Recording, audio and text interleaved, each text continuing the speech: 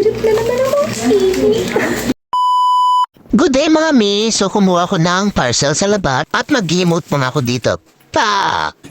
At nung kinagabihan nga naisipan ng kapatid ng aking amo na maghanda ng mga upuan at linisin ng lamesa, lagyan ng mga foam sa labas dahil gabing yan ay parating na rin ang aking amo galing bakasyon. Kung gusto ko nga rin bumibisita dito ang kapatid ng aking amo dahil bukod sa kasama ang aking kapatid, syempre, mahilig siyang mag-order sa labas. Syempre, food tip yun, automatic at magkape-kape. Kasama kami dun, syempre, damay-damay na. Pili ko nga sa pag-istiner dito ng 3 gabi, bumigat ang aking timbang. Syempre, may kasabay ako kumain. Tikman natin ang first bite, lamig kayo. Yakot ang ngipin ko, kayo. At dahil na malamig sa labas, ayan, inutusan din ako magpabaga ng apoy para may source of heat